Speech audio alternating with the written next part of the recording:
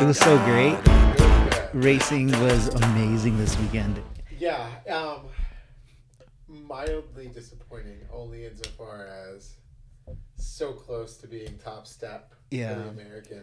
One of the you're talking about Moto 2. Yeah, Moto 2 was fun. I feel Moto like 2 was really fun. yeah, I feel like it was not as fun as MotoGP. Holy cow! But- let's talk Moto 2 for a hot But minute. yeah, Moto 2 is it was good. I mean, obviously, we'll go a little Joe, round of applause for our boy. shout out to Joe Roberts. Yeah, making us right? all proud. I mean, looking every bit worth the hype, Yeah. I would say. Oh, for sure. Yeah, he's super confident. And you could tell on the bike that he's like really comfortable. Like, Yeah. and he's ready. Like, he's ready to take that next step. I mean, is he sitting in second place in the standings? Yes. Yeah. Yes. Second place. It's a good place to be right now. It is, yeah. One thing that I don't understand, like, so that's what people say, and then everyone's like, okay, well, now the proper season starts, because like now they go back to Europe, like, oh, now the season starts because now they're in Europe. So the next race is not this weekend, but the following weekend in Jerez. Yeah. So I didn't know people said that. yeah, so everyone from Europe, like, okay, now like the first 3 rounds, the first 2 rounds are like they're throwaway rounds. But like when they hit Europe, like that's when it starts. But I think that's because they all come from Europe, where it's like, oh, like these are our tracks. These are Right. like the specialists, like you call Yeah. it, right? So Yeah, I mean, it's always better to go home. yeah, than a racer. exactly, yeah, But and it's again why it was so vital to get some points this weekend. yeah. So what do you think about Joe Roberts? So like the last couple rounds, or the last couple laps, like he was like pushing pretty hard. I don't remember like the lap times exactly, but it looked like he was gonna catch. Closing, Yeah. He was So definitely closing. He pushed or he kind of waited too long to kind of pull the trigger. He ended up he was almost two seconds behind, and then he kept on making up ground, and then So- he finished half a second. If I recall, and if I'm wrong, tell me, because I'm just talking out my ass. But if I recall, he was on the soft front, and what's his name, who's in the lead, was on the medium. Oh, I don't know. So I'd have to go back and look. Yeah. It was 10 a.m., so I just got out of bed. Yeah. On a Sunday. On a Saturday, Sunday. Yeah. But I think there was concern potentially there about maintaining that tire throughout the entire race. Yeah, but that's I could be true. totally off. I could have this backwards, frankly. Yeah. I mean, I don't know. I don't really know how the Pirellis really work. I don't really know how the Michelins work either, to be honest. No. It's been a while. I remember Pirelli. I remember when I used to race Pirelli, I loved it. It was grippy off the bat, but it's like once it's gone, it's gone. And for me, it took a while to get rid of those Pirellis. Oh, I mean, well, on my 390, the Pirellis would last all day. On the 390, we never changed out the tires. We Yeah. just stayed with the same ones. Um, Those tires are from like 2016. I know this is about a lack of talent on my part, but I much preferred the Pirellis over the Dunlops. Oh yeah, 'Cause- they're just stickier. I mean, if I started to slide around on the Pirellis, I got warning. The Dunlops were just like, whoop, I'm out. Yeah.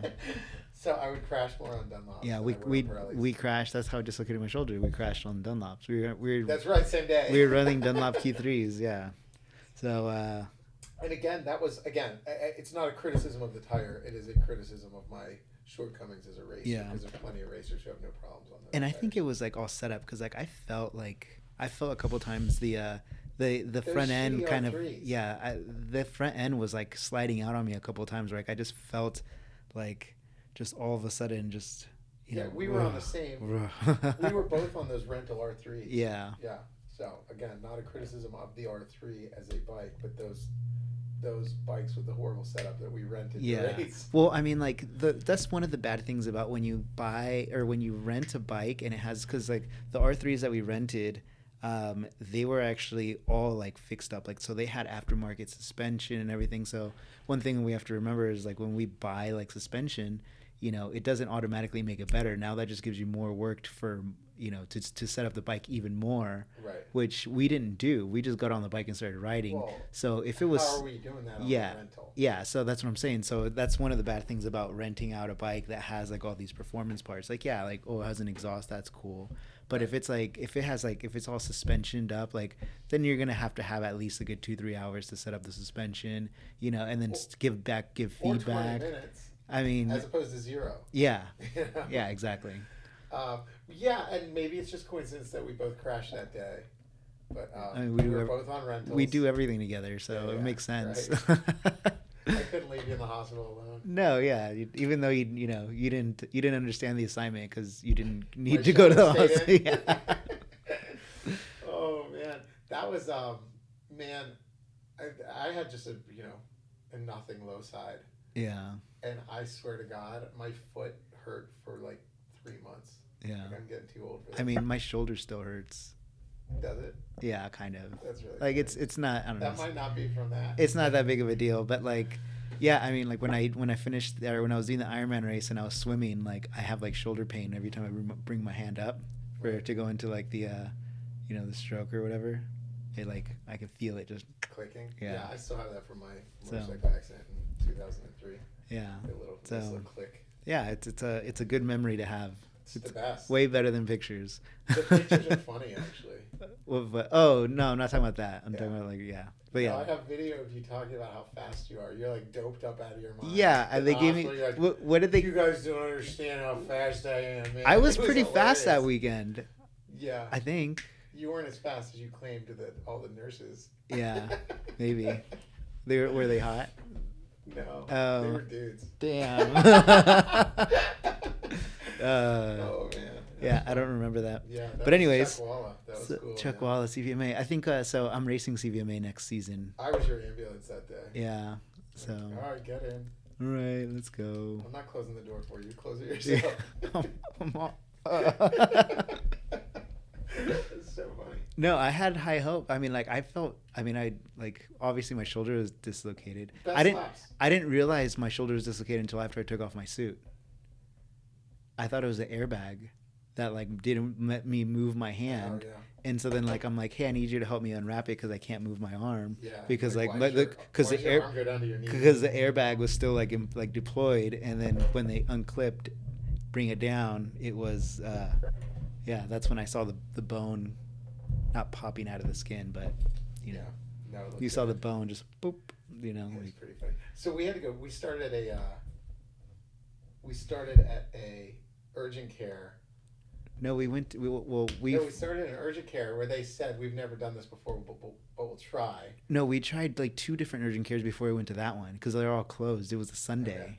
So we went to one in Palm Springs, or Coachella. We're driving around the desert. Yeah, we're like, oh, let's go to this urgent care. It says it's open. We drive up and it's nope, it's not open. Yeah, what the heck? We're basically Jonah Hill in. To the Greek. Yeah, it's on North Casino Way. No, it is getting to the Greek. Yeah. We're just running around. Does anybody know where there's an urgent care? Like a hospital. Yeah. Because his arm's hanging off. Yeah, it was fun. Yeah. We took care of it. Yeah, it was fun, and then we had a beer right after. Yeah. It was good. That probably mixed really well with the... Oh, I slept like a baby. It's so great. Yeah, all I got was a sore foot.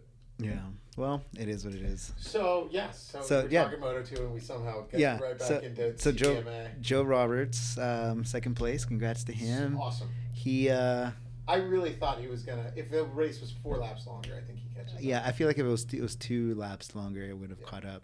But, I mean, who knows? And watching him, do the... victory lap with a flag was pretty cool. Oh yeah, that was cool. That reminded me of Mr. Hayden. It did a little bit. Yeah. So sad. A little nostalgia feel to that one. Yeah, it was good. Yeah, I mean, so I think this was the funnest. This is the best race at COTA. Did we just call it the funnest? Yeah, nice. I think it was the best. It was the most exciting race that's happened at COTA so far. So let's talk about GP. Yes. Yeah. So COTA, as we all probably know, COTA and Marquez has been a boring thing to watch. Yeah. Since he hit the scene. Yeah, and it's because of how dominant, ridiculously, obscenely dominant he's been at that track. Correct. Yeah. A different story. Yeah, weekend. A different story. Yeah. No, Vinales was killing it from the beginning. Somebody in the press conference claimed that they can get 2 minutes. They were like, "Oh, we're gonna hit 2 minutes. We're gonna hit 2 minutes," and Vinales was actually the only one to do it. Yeah, that's right. And Vinales, how does he end up? What I need to rewatch the beginning of the race because he falls back to 11th somehow. Yeah, just in turn one. You know how that is. You get it. You shoot through, and then. But he had the pole, right? He got pushed wide. Someone went in on the inside, and then pushed him wide, and then I think he was one of the ones that went off track. Right. So we could talk about after the sprint. Yeah. We had a pretty good view of who's dominant on this track at least for Yeah. A snapshot. Correct. Far more so than you get just from practice or from qualifying. Yeah, because it's an actual race. And what did we have? We had Vinales. Yeah, he ran away with it. Yeah, leading the pack and a very admirable performance. Yeah. By 93. Yeah, Mark. I was hoping as soon as he got up to the front, I was like, oh no, he's gonna I thought he was going to start pulling away because it seemed like he had the pace. But I did see pulled away. Yeah. Into the gravel. Yeah. Well, I thought that he was going to do. Yeah. I thought that he was going to pull away, but then I guess he said something throughout the entire. He said after the race. He said during the race he wasn't having any brakes. So he basically said he was hitting the brakes and there was nothing there until it was an after effect. I guess I don't know. Oh. And so he said that coming after he took the lead, he was trying to get into the rhythm and he hit the brakes and I guess there was too much brake.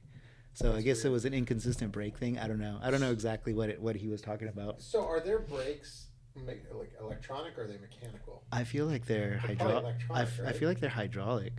Well, of course they're going to be some kind of hydraulic, but is it a mechanical where you're pulling the actual brake or are you just telling the computer how much to brake? You know what I mean? Oh, I don't know. Like ride-by-wire with brakes is what I'm saying. Yeah, I don't think so. I bet they are. Oh, that's weird. Which would explain why he's getting a weird feel. Yeah. Could explain. It could have explained that, yeah. I mean, you could also, I guess, get that, but I wouldn't think that there's to set it up. Well, I mean, I was thinking more he was just getting, brake fade or something. I don't know. But he said it was the whole first half of the race. I don't know. That's what you just told me. I didn't hear. Yeah, I don't know. Well, he said the entire race, not the first half of the race, but the entire race he was having, brake problems. MotoGP bikes. So yeah. I'm gonna look up brake by wire. Is that brake by wire? No, electronic braking. I know that there's sensors and stuff. Brake by wire is coming to motorcycles, according to RevZilla. With RevZilla, whatever happened to Anthony? I don't know.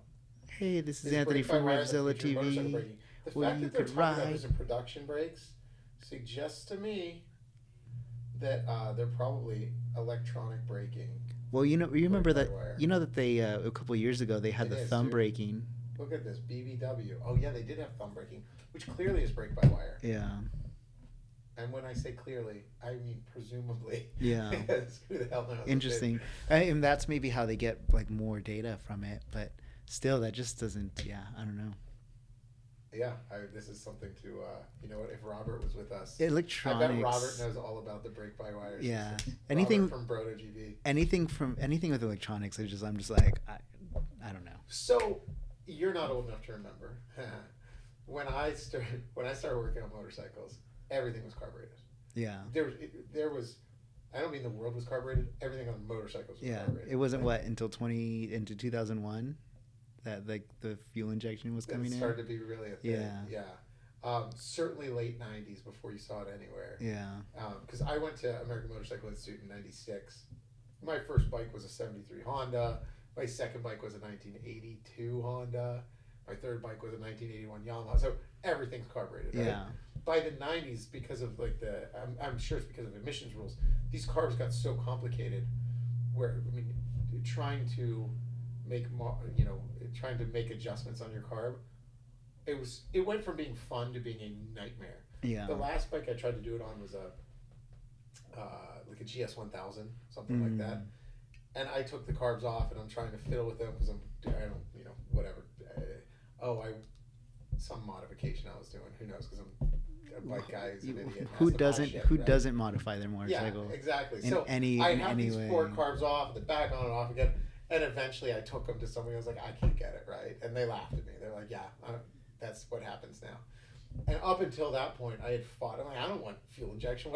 How would I even do that? Yeah. I don't want carbs anymore. Like carbs are hard. They got really hard. I don't want give me carbs. a 70s bike, I'll take a carb. Yeah. Because there's 2 jets. Yeah. It's easy. Yeah, no, I don't like carbs at all. I'm not into that either. To be honest, that's the only thing I would like about electronics is like, hook up a Pizzazz or like a Power Commander and, fix the fuel management system that way. Like, okay, that's cool. Yeah. Plug it in. Plug in just, oh, there now it is. there's pre-made maps. You don't even have to dyno. You don't have to go to dyno now. I mean, obviously, if you want to race and get the max, it'll be dyno and you custom map and blah, blah, blah. Yeah. But you can get pretty darn close based on what you're putting on the bike. Yeah. With, yeah. close enough for civilians. And they have like O2, they have like auto tuners and stuff too, where you can connect it to the bike, you ride around, you come back, and it's like, okay, this is where you're lean, this is where you're rich, and like fix this, fix that, and boom, like. Yeah, the last bike I successfully jetted a carb was a Harley Davidson Sportster, and the wacky thing about Harleys, it was 1 carb for both cylinders, which for me as a Japanese metric bike rider, I was like, this is bizarre. But in terms of being easy to take on and off, efficiency, and it's right outside, it's on the side of it, so you're not trying to fish your fingers into this inline 4 and invariably smashing your fingers, dropping screws and watching them roll down into going through the frame. You're like, fuck, down into like some wormhole. Like you find it in your pocket 3 weeks later. Like, I don't even know how it like falls back in like Japan's like manufacturing. It's like there it is. The land of the lost. Right. Screws. But the Harley thing, this is kind of cool. I could take this thing off, and by the time, and I was putting on was like a pipe and a filter, right? Yeah. But by the time I had fiddled with it, I don't know, 8 times in one day, I'm getting really fast. Like off, change this, back on. So within 20 minutes or 30 minutes, I could have, another test ride. Yeah. Another cool thing is not about carbs when you're talking about computers, but is it teaches you how to use, like how to tune to the motorcycle and use your ears. Like, you turn it on, you're like, you listen to it for a second, I'm like, oh, it's, it's a little bit too rich. Let's bring it down or whatever. And it's kind of, that's one thing I will miss is that ride. Okay, we got it. Is this right? And then you're going and revving it up and, downshifting, and you're listening to all of the, you're listening to the engine as it's going up and down. In the revs. Yeah, that reminds me of a scene of like one of the Fast and the Furious where the guy's like, he comes up to the computer and he tells the person like, oh, like you're like, you're running too rich here, you're doing this, that, in this gear, whatever. And then I think it was a girl, and she's like, I don't need a computer to tell me how to drive. Like, and now that I'm like, oh, that's kind of like, she's probably like one of those carbureted type of chicks. I don't know. She's a carbureted chick. A carbureted chick. That's I don't know. good. I don't know. So GP, back to GP. Vinales was awesome. I'm happy for him. He's finding his stride finally. He was doing so good in Suzuki. I remember when he was in Suzuki, like he won Suzuki. He was I think he was the first person to win it in Silverstone, if I remember correctly, and just killed it. And then he went to Yamaha, and he was super confident, like, I'm gonna bring back the title to Yamaha. And then like Yamaha People took thought he'd run away with it. Yeah, and then Yamaha took a shit, and then they basically just, I think his unprofessionalism kind of kicked in for a little bit, and he was kind of more of like did the Cal Crutchlow thing where you like talk shit. Like, do you remember that at COTA? It actually happened at COTA. I haven't thought about Cal in a while. I kind of liked what a I liked Cal. He was. Yeah, I liked. Didn't go his way. No, so like it was Cal went to Ducati, and it was at COTA, and this is when Ducati was like really, really bad. And they interviewed him like, oh, how was it? And he's like, I don't know. He's like, honestly, I think Ducati just needs to go away. Like, that was his words. Ducati needs to go away for a little bit, figure out their shit, and then, come back when they have it all figured out. And then literally, I think it was like a couple weeks later, they announced that they were like splitting apart. and like he wasn't riding for Ducati anymore. Yeah, that's one way to to get fired. Yeah, yeah, basically. No, but essentially, I actually liked watching Cal ride. I liked his style, but he was a little pouty when things didn't go. Yeah, and like, look, so am I kind of, but I try and do it behind closed doors. I don't know. I like him. I like him because he was real. He wasn't like fake. Yeah, but there's a time and a place to be real, and sometimes it's to your buddies at over a beer. Yeah. Not necessarily with a microphone, criticizing the people who are spending millions of dollars on your ass. Yeah, that's true. So literally millions. Yeah, literally millions. Literally millions. Yeah. Okay, so we have the best race maybe ever at COTA. Yeah, it was really good. I mean, I was like, my heart was racing. Like, I was on the edge of my seat the entire time. There was only maybe like 3 laps where I was like, okay, it's time to calm down. And then, nope, like here comes, another charge. Part of my thing, I'm not over Valley yet, right? I don't have a new like racer crush or whatever the hell you want to call it. And I'm waiting. I'm kind of rooting for 9-3 now that he's old as shit. Yeah. You just have a thing for old guys. I guess, right. Like the super old guys who are 30. Yeah, he's like 33. So. But with that said, Pedro, kind of cool, man. Yeah, Pedro's pretty awesome. He was Acosta might be doing it. He made a statement this weekend. Super competitive the entire time. Yeah. But I mean, obviously he won last year at COTA, and there's something to say about going through that track on I want to say like a slower bike, because technically it is slower, but it's still a fast bike, it's still fast, right? Yeah, but it's going through it now. You're coming at it like knowing the track, like your brake markers and stuff, even though they did repave it. So I wonder how. I didn't hear anything about it. Like, no talk about the repavement, which is usually it's usually a thing. Yeah. I remember a couple of years ago, it was like, oh my god, F1 ruined this track. Like, there's so many bumps everywhere on the back straight. And this time it was like there was nothing about. Where they didn't even. No complaints about it being over grippy and ripping up tires. And it was just like it was like no, they didn't say anything. No subplot there whatsoever. Yeah. It tells you it's a good race that they don't have to like. They don't have. Yeah, exactly. Yeah. Oh well, I guess we can talk about the new pavement. Right. Nothing else happening because Marc Marquez is 7 seconds ahead of everybody else. Yeah. No, I like it, dude. Acosta's kind of fun. Acosta's fun, yeah. I think, it's too early to call it, but he might be a fun racer to watch for the next 10 years. Oh, yeah. For sure. Yeah, I mean, he's... Not like he doesn't have a resume, obviously. Yeah, I mean, I like that he's fun to watch. He's interesting to watch. He is, yeah, I mean, like, he's not scared to, like, mix it up with the people, and he's not, like, timid about, the race. Which we've been I feel like we've been missing that a little bit of the. It's hard. It's hard when you're doing that. Yeah. Yeah, I mean, it was one of the things about some of the guys back a decade ago, like Simoncelli. Yeah. Yeah. And Mark. Mark pissed people off. Yeah, and that's the fun part about the sport. Yes, I want that. Yeah. Like, I don't want people, lives at risk, but they're inherently at risk when you race motorcycles. Yeah, I mean, Rossi did the same thing. Like he would push. Yeah, and like so, like with what's his name, Max Biaggi, right? When like Max Biaggi like each other. When he deliberately like pushed Valley to like the side, like off the track into the dirt, and then like Valley just comes up and like passes him a couple corners later and just like flips him off in the camera, like. Yeah. That's freaking awesome. And then just all the stuff that he did. Like, he wasn't the same. He wasn't like, he loved to like mix it up in battle. And like Biaggi was the old timer and Valley was a little kid. Yeah. Punk ass with dyed blonde hair. Yeah. Yeah. In fact, and I'll admit, like when he hit the scene, I was not sold on him immediately. Yeah. But it was hard not to be. Yeah. Because he was charming. Yeah. I didn't really watch GP that back then as I do now. I'm starting to get really back into it. This year looks fun. I'm really bummed that we didn't go to COTA this year.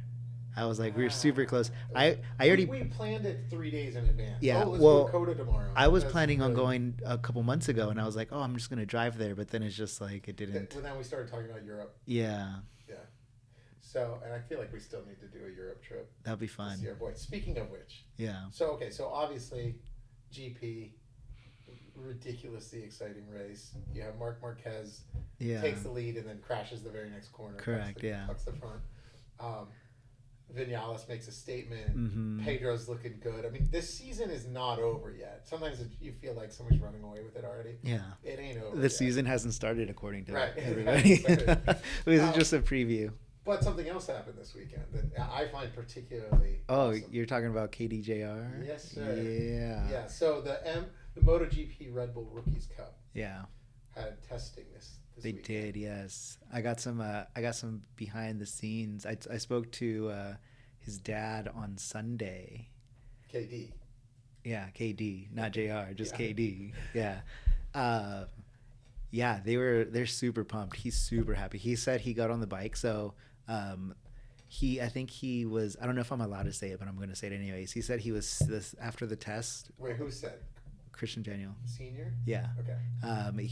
According to the Times, he was the sixth fastest out of everybody. And he said the only people that are faster are the people that have already been on that bike before and have done like the Red Bull Rookies Cup already. All right. I like it. But yes. The smile on this kid's face. Oh, yeah. I smile just thinking about. He said from the beginning, he's like, he felt so comfortable on the bike. And then, so yeah, he's going to race. I feel like he's going to be really competitive. And for people who don't know, these are KTMs, right? Yeah, they're KTMs. So they're basically they're 250s. They're Moto3 bikes. Yeah, detuned Moto3 bikes, yeah. And they're all riding the same bike. Correct, yeah. And he is literally this kid is now racing with the top guys in the world, period. So he's racing he's doing two classes. So he's doing the European Cup, I think it was, with AGR, and he's racing this weekend in Misano. Oh, I didn't know that. And then he's also racing next weekend in Jerez. So like, what's his social media? What's his Insta? It's Christian Daniel Jr. Okay, yeah. Like if you're not following him, you should. He's been posting great content, especially this weekend. Yeah, the kid you could tell he's over the moon right now. Yeah, at the bike, at the just the equipment they're giving him, even the gear that they're giving him. He's super happy about it. So that's the thing that Christian Daniel said. His dad was like, he's like, the production kind of sucks as far as like coverage, but he says that like they spare no expense when it comes down to like the bike. Everything's top of the line. Yeah. Like they actually have coaches there coaching them. Obviously like the suits, like the gear, everything. So it's like they go above and beyond with everything. So I'm like, that's really cool. Like, that they're doing that. Yeah, no, they're clearly grooming the next generation of GP riders here. And I mean, imagine it was just like a couple years ago that Pedro Acosta won the Red Bull Rookies Cup. So there you go.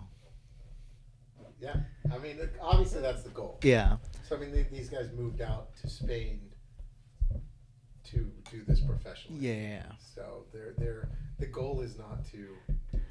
So Fun win fact. the Rookies Cup and retire. Fun fact. Do you know who else has won the Rookies Cup that races Moto America right now? I feel like we've talked about this before, but hit me. I feel like Vinales. No. Vinales in Moto America. Oh, who races Moto America right now? I clearly was listening to your question. Yeah. No. Who? JD Beach. Really? Yeah. Oh, that rings a bell. Yeah. I didn't know that. I was looking through the website because I was trying to figure out how to watch Red Bull Rookies Cup. The list of people who have won it is actually really cool. Yeah. Yeah, we talked about this a couple months ago. Yeah. The list is awesome. Did we? I just found out like just over beers that we were talking about it. I just realized that the other day. I was on the Red Bull Rookies Cup website. It might have been somebody else though. And I was like, I was trying to figure out how to watch it, and you just go to the website and it's a watch now thing. And then I was looking at like past years, and like JD Beach won it. I was like, oh shoot. So no, but the list of people who have won it, I had not realized or I had not recalled that an American had won the Rookies Cup. Yeah. JD Beach, kind of a good racer. Kind of. He's racing for BMW this year. They've been doing a lot of tests from what I see on social media. I can't find this that quick. I wanted to know like who past winners. Who what? Who the list of champions. Oh, that goes back to like 2006 or 7 or something like that. All of them. I was just looking for like cool names. Cool names. Yeah. I think Vinales won. Zarco. Yeah, Zarco. Yeah, he crashed out this weekend. Oh, your boy, Jorge. Martin? Yeah. Yeah. Yeah, he's won it too. Yeah, so. Or this list is not what I was looking for. No, it is. Like I could just be reading random names. Don't Don't take anything we say on this podcast as gospel. I'll tell you, it's a good idea we could be wrong. to Snope us. Go to Snopes or PolitiFact. Yeah, fact check us, right? Fact check us. Oh, here we go. So far, 10 ex-rookie riders have started a race in MotoGP. Zarco, Mir, a bunch. Cool. Brad. Blah, blah, blah. Binder. Boy. Jorge. Anyway, it's an interesting list. Regardless, it is, one that you never know what happens from here, but yeah, the experience obviously is it's pretty exciting. Yeah. So one thing about GP2 I was thinking right now is like, what do you think was wrong with the Ducatis? Because like there wasn't really like obviously some of the Ducatis were competitive, but like, I mean, if you look at the list, it wasn't. Usually they like run away with it, at least one or two, but like the factory Ducatis, they were like in the back, not in the back, but like they were like, 6th, 7th. And I would think that they would have, that this would be their track. Nice long straights. I mean, there's one long straight. That's the fastest. That's the longest straight in the circuit. Long. But the rest of it's like super technical. And maybe that's the issue. I don't know.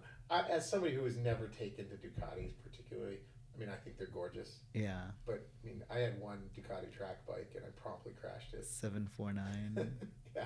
Yeah. That thing was a pig, though. It was. I literally could do faster lap times on your 390. on my 390 than I could on that 749, and it ain't because the 390 was faster. Yeah, but you're just more comfortable with the. There's comfort, but it's also, I mean, I had to muscle that thing around. Yeah. 749. Makes Not sense. that was a particularly good bike. It looked cool. Mm-hmm. But yeah, yeah, I don't know. That's an interesting question. Yeah, so I wonder. I'm curious how Jerez's going to be into the rest of the season. I mean, it's still anyone's game, to be honest. Marquez is only like, I think he's only like 44 points behind the leader. I mean, he was in second until he crashed out. Yeah, so like, 2 crashes in a row. That reminds me of what was it, 2015? Yeah. When Marquez was just crashing. I think he ended up only finishing, what was it, like 6 races out of. Oh, that sounds right. Right.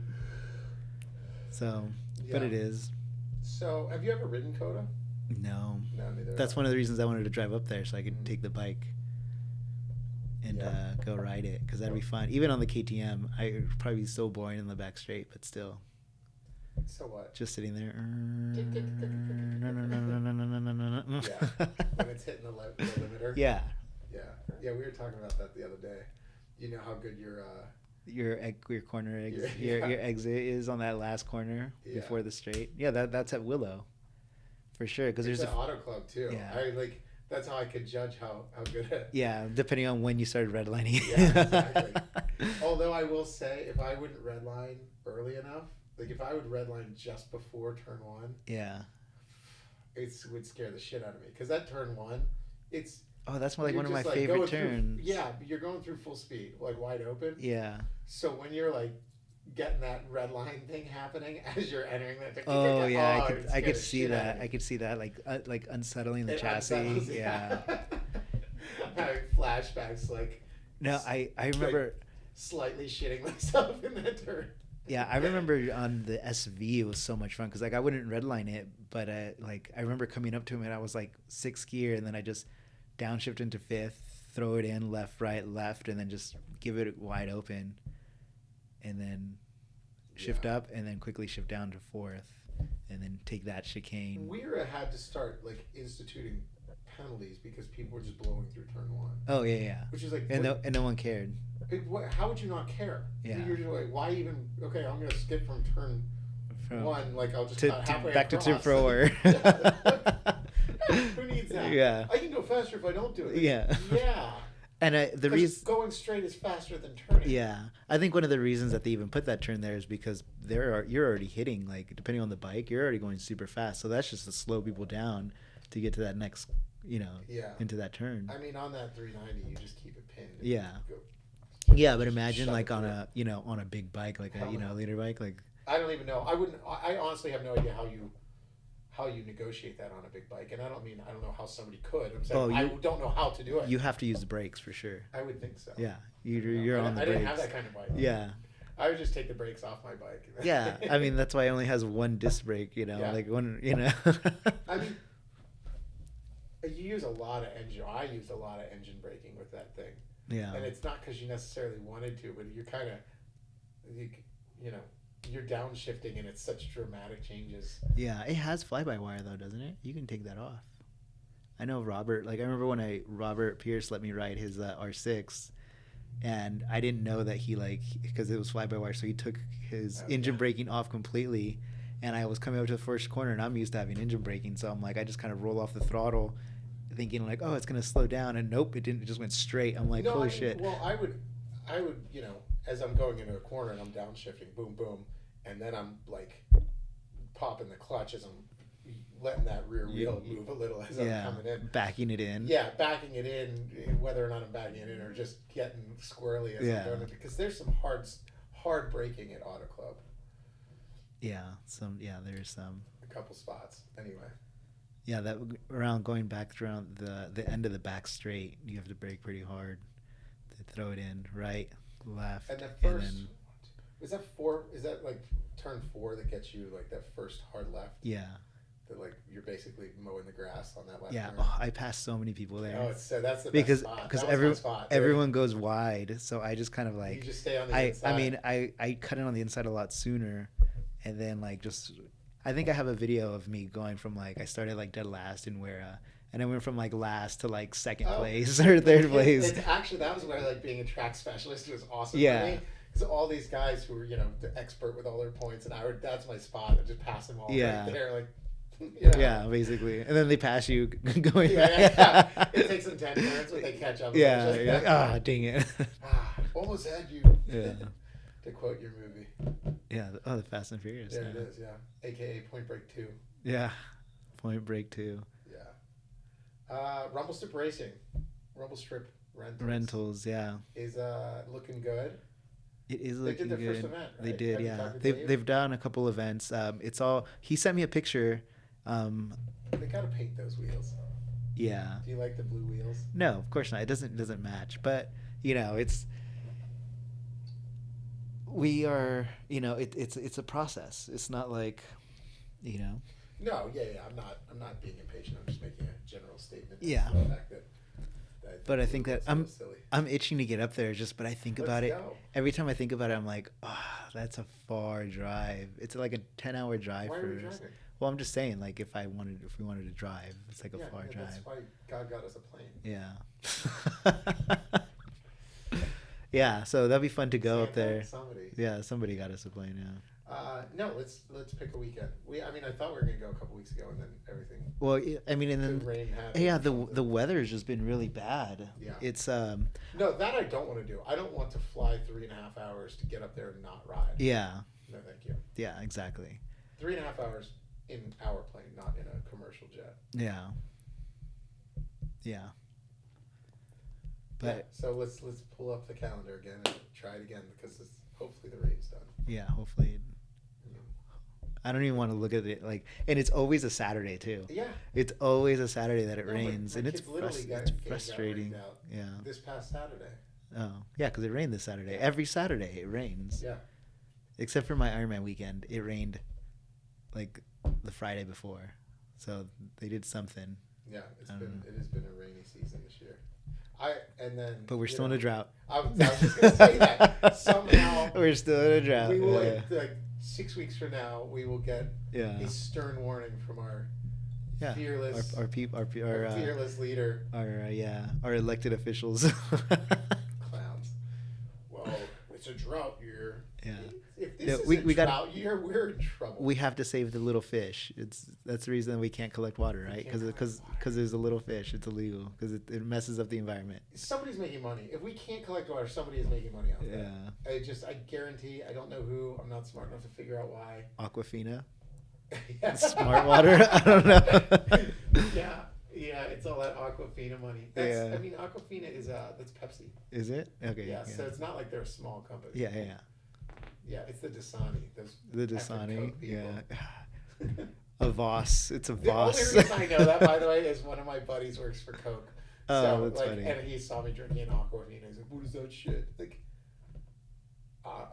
I'm not brand loyal, bro. Yeah. It's a water. Yeah, if he supplies us with it, then okay, Yeah, But I'll like, drink whatever you want. yeah. Slap a sticker on our bike. We'll drink, free Dasani or whatever. Yeah, one of my good friends, he works for Frito-Lay, which I think is like Pepsi, right? I don't know. Something, I don't know. So like when me and him, like when we lived together a couple of years ago, it's like our pantry was like stocked with like Frito-Lay chips and stuff. Dude, I had a neighbor who worked for Rockstar. Yeah. Oh my god. None of us slept for like 3 years. He would bring cases of this stuff and like weird flavors that they were like not bringing to market or whatever. Yeah. Man, that stuff, and I don't mean in an addictive way, that stuff was like crack. I mean, Yeah. It was like pound a couple of those with some vodka after, on a Friday afternoon, you're like, wired for the weekend. Do you remember that energy drink that was called cocaine? I remember people talking about it. I had one. I never drank it because I was Liquid like, cocaine. yeah, liquid cocaine. Yeah. I had one, and I don't know what I did with it. I think I did drink it. I don't remember. You're like, this is really stingy in my nose. Right? Like I don't know how to do this. Dude, No. you're not supposed to do it. One of my so speaking of like one-offs or like like stuff that doesn't go to market, for Monster, the Valentino Rossi like energy drink, it never came to the U.S.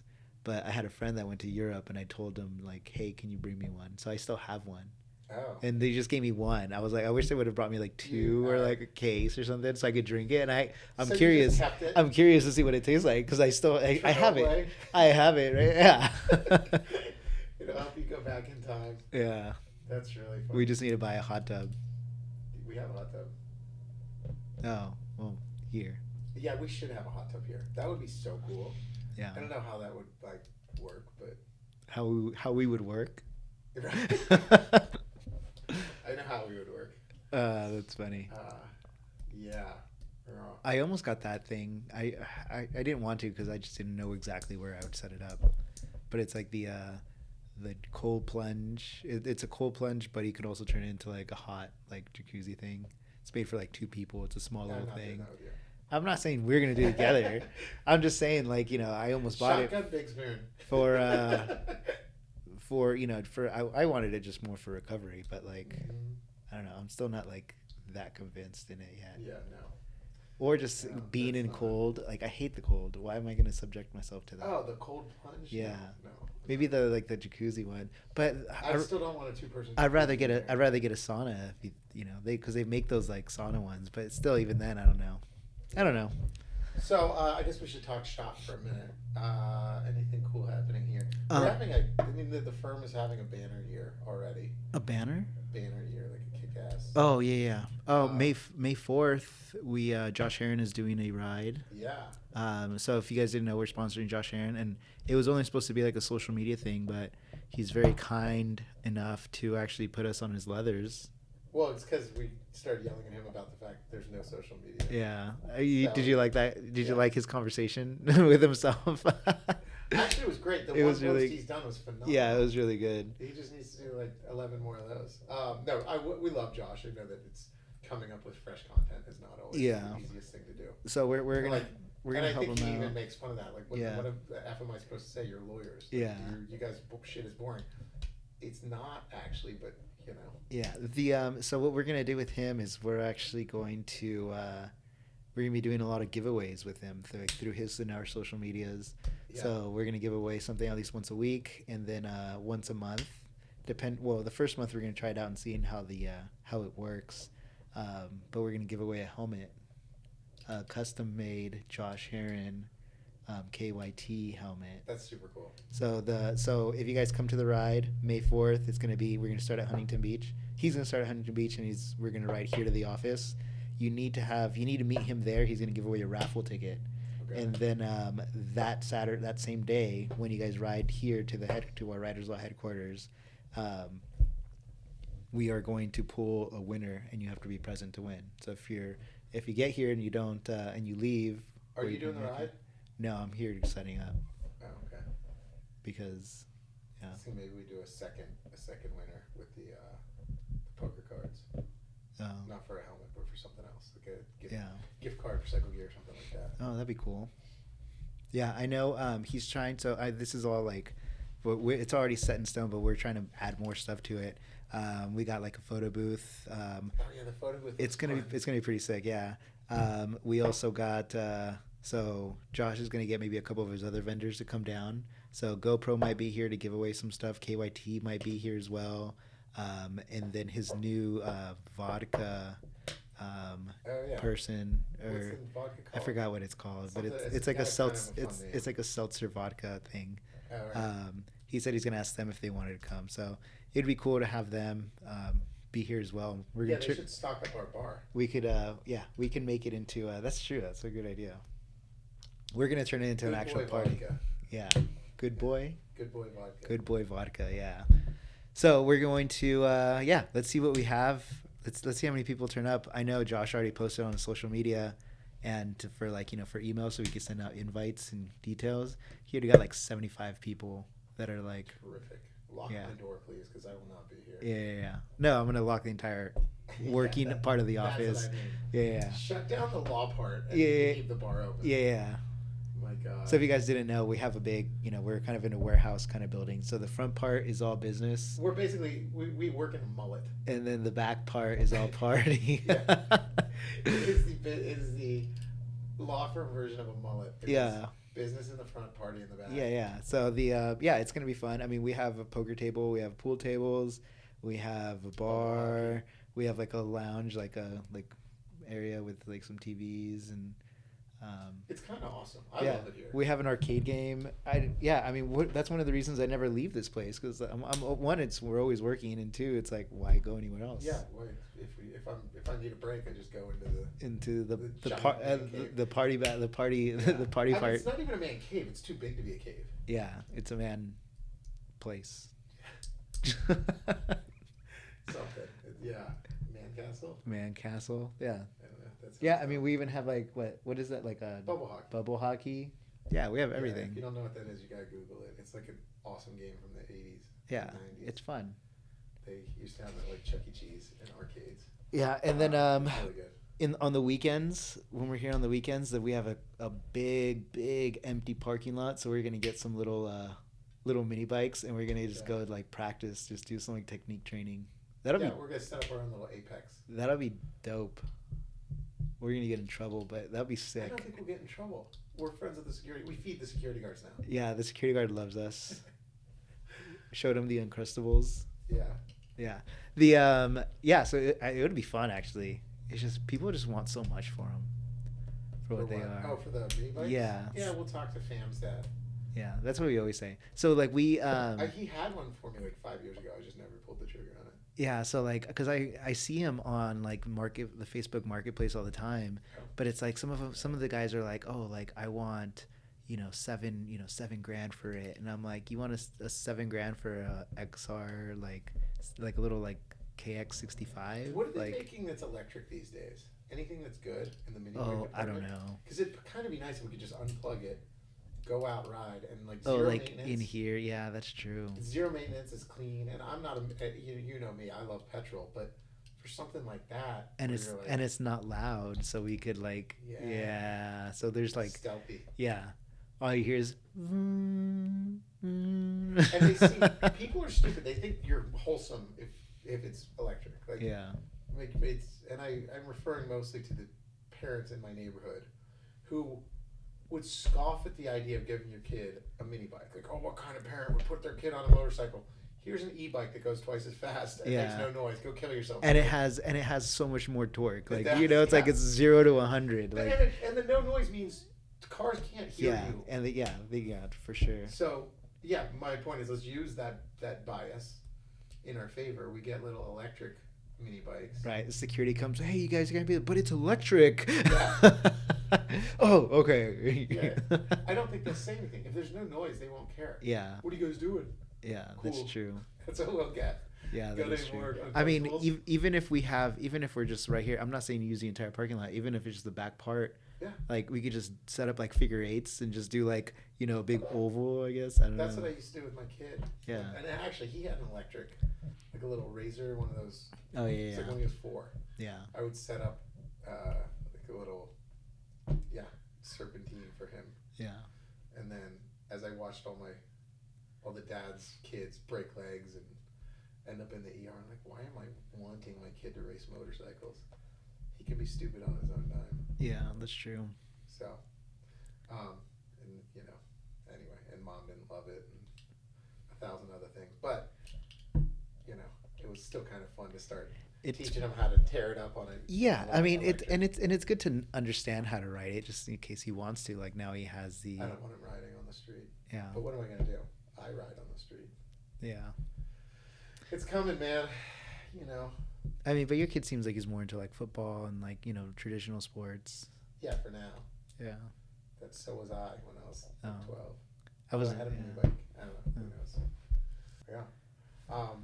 Yeah. I mean, there's things I'd rather be doing. When I retire, I'm not going to practice law for free. But with that said, there's nothing I'd rather do for a living. Outside of some like professional athlete. Yeah. MotoGP racer, that would be cool. It's hard. But in terms of actual real jobs, there's nothing I'd rather do than what it's hard being a professional athlete. Yeah. Super hard. So much training. Yeah. So much like focus. Obviously it's hard. Otherwise everyone would do it. Yeah, that's true. No, there's jokes aside, there's nothing I'd rather be doing for a living. It's hard work, but it's very rewarding. Yeah. Oh, speaking of KDJR, we were talking about him. We're doing shirts for him. We're going to be selling shirts. All the money that we make off of it is going to go straight to him and his racing program this year. So basically we're going to pay for the shirts, and then any money that comes in goes straight to him. Yeah, so it's actually, we changed it up where you're not even going to pay us. You're going to pay him directly. There you go. He's going to send us a list, he's going to send us a list of the shirts that we need to mail out. Obviously we're going to have them made and shipped out to whoever buys them. Apparently our new business model is to drop ship shirts. Yeah, that's what we do now. Paid for. Yeah. I'm going to leave that up to Fabian. That'll be his. No, it's he's doing it in his 11th job here. He's going to do. It's a special edition shirt, and it's only going to be 50 of them. And so he's going to send everything to me this week, and then we're going to put it out on our socials and, see how many people. So it's not like I'm like doing it every day. It's a one order, one ship, and that's it. So you have to mail 50 shirts. Yeah. Easy. Totally. I told him, I was like, I'm not going to be doing this like every week. Like I don't want to be mailing like 10 shirts every day. It's one day lost mailing shirts. It's if that. It'll be a whole day. 50 shirts sounds like a lot. Anyway, whatever. It's not my problem. Yeah. Good job. You go get that. Yeah. Anything for our racers. Hey, he's going to be so grateful that we did this for him. He's going to be like... He's always been grateful. Yeah. Like, he and his dad are amazing. Yeah. Oh, we're going to be having him on next week for the RedBud RookiesCup race. And then every week after every race, we're going to do a podcast with him. So he's going to give us some like behind the scenes stuff of like how the race is going, what's going on with him and stuff like that. Awesome. So it's going to be fun. And like, look, on the international circuit, we got Joe Roberts and we got KDJR. Yeah. And they're both, we got Moto2 and the Rookies Cup, and both of these young men are phenomenal racers. Yeah. Yeah, man, we almost had to deal with Mr. 16. Yeah, I mean, I almost had a deal. It's kind of funny. Yeah. At the last minute, we swooped in and... Yeah, we tried. Let's do something for COTA in 3 days. So. Yeah, it was hard. No, and it was even harder for me because like it was hard for me to get in contact with him, just because it was like that was the week of my Ironman. So I'm like trying to focus and. There was a lack of planning on our part in terms of, but it really was a matter of. We just got really excited about COTA and we reached out to those guys like, let's try and put something together. Yeah. If we're gonna do it, we need to. Well, hopefully ahead of time. Yeah. Hopefully we can have him. We can have him be a part of the Apex thing that we're going to try to set up for KDJR for the clinic and the race. Yeah. So that'll be fun. Very good. All right. Well, I think we've been yapping long enough. I got to get back to work. Yeah, I have to get back to work too. You do. I have a list of stuff. I have like 11 things to do. Yeah. Yeah. In fact, one last thing. Officially opened our Pittsburgh office. Oh. So yes. That's on your list. It's like great. Update the website. Awesome. Add a page. Add a page. Yeah. It sounds easy, but it's really hard. Yeah, it's not hard for me. Yeah. I just did it. Yeah. Yeah, Adam Page. There we go. Super excited. That's my hometown. So Yeah. I'm back in Pittsburgh all the time. So even though it's kind of strange, because since we're primarily West Coast, to have that outpost, but I spend a heck of a lot of time. So are we moving to Pittsburgh or what? I'm eventually, but that's 6 months of the year. Yeah. I bounce around. I'm nomadic, man. No matter what, I'm always gonna have a warm weather place. I'll always have my Tennessee spot or something out. Yeah. Where I can hunt and fish. I mean, I think this year I want to move out to like Mexico for like a couple 2 or 3 months. You should. During winter. Oh, like next winter. Yeah. Okay. Like I'm down with that. I'll be down there every weekend. Like December, January, November, December, January. Like when I don't have my kid, obviously, just like that sounds kind of good. Go down there. Like I hate when it's cold. I love that Southern California is too cold for you. That is a soft Southern California kid right there. Yeah, no, I just don't like waking up and it's like, oh, it's sunny. Like I'm gonna go for a run. Oh wait, no, it's 40 degrees. You'll be fine. Yeah, but in Mexico, my friends in Pittsburgh are really like shedding a tear for you. Right now. But when you go to Cancun, it's like December and it's like 80 degrees outside. Yeah. Perfect. Sun is shining. Even when it rains, it's like 75 degrees. There you go. All right, there you have it. Fabian's moving to Cancun. Yeah. Or Puerto Vallarta. Or Cancun. Cancun. It's all right. But yeah. All right. Anyways, we will see you guys later. Hopefully we'll talk next week. Yeah, we got a race in 2 weekends. So yeah. We will be yapping about that. Yeah. Sure. Not this week, but next week we're gonna be on a podcast. We're gonna podcast with KDJR. So. Sounds good. All right. Let's go.